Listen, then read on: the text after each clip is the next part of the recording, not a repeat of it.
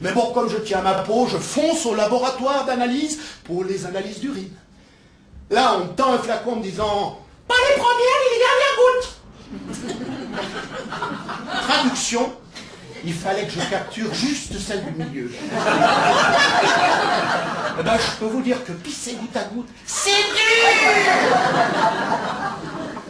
Bon, j'arrive enfin à l'hôpital. C'est vrai que c'est pas un endroit très rassurant. Surtout que t'as pas le temps de dire ouf que tu te retrouves à poil avec sur le dos une chemise en papier, buvard, bleu, comme les schtroumpfs. Chemise que t'es censé attacher dans le dos à hauteur des épaules. Vous avez déjà essayé? Ben ouais, mais comme t'as la trouille, tu transpires.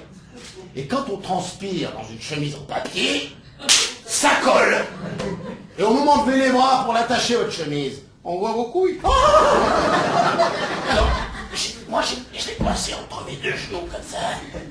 Et puis, j'ai essayé de l'attacher quand même. Et puis, ça tirait encore plus. Alors, j'ai forcé. Là, je viens de tout péter. Du coup, comme t'as le cul à l'air, rien d'autre à foutre, tu t'allonges sur ton lit. Et tu regardes la poignée qui pendouille sous ton nez. On appelle ça une potence. À poil dans une chemise en papier avec une potence au-dessus de la tronche, ça jette un froid. Mais curieusement, t'as les parties génitales qui opèrent instinctivement un repli stratégique. Le brancardier est une espèce de déménageur en tenue blanche, avec une étiquette là où c'est marqué Robert, qui charrie de la viande toute la journée et qui n'a pas de temps à perdre. Hein. Une fois qu'il a vérifié la pression de tes roulettes, il va te faire visiter les couloirs façon rallye, en bavant sur ta fiche que tu as serrée entre les dents.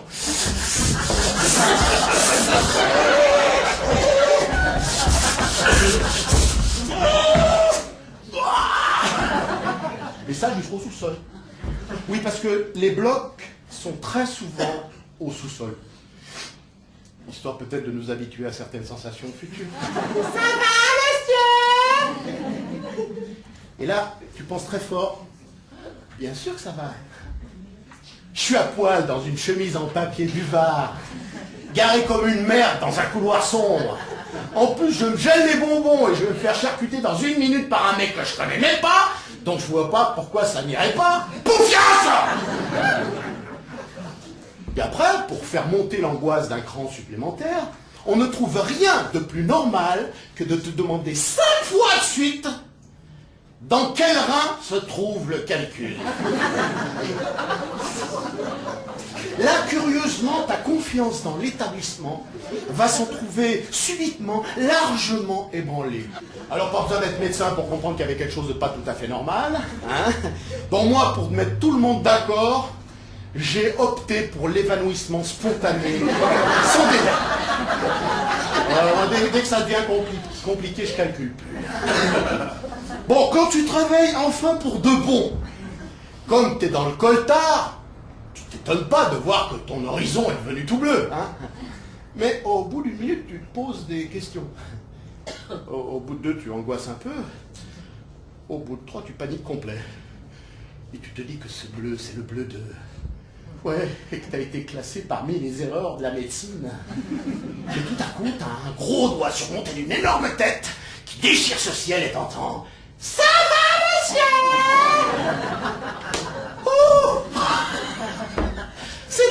C'était juste ta chemise, comme elle n'était pas attachée dans le dos, qui t'était remontée jusque devant ton pif. Alors enfin rassuré, tu t'apprêtes à répondre à l'infirmière, mais tout à coup tu t'aperçois que tes lèvres sont collées par une espèce de truc bizarre qui a la consistance du vomi séché. Et tu peux pas prononcer le moindre mot, hein. Ça fait un petit peu comme le ciment prompt. Ça te colle hermétiquement les deux lèvres et le palais, hein.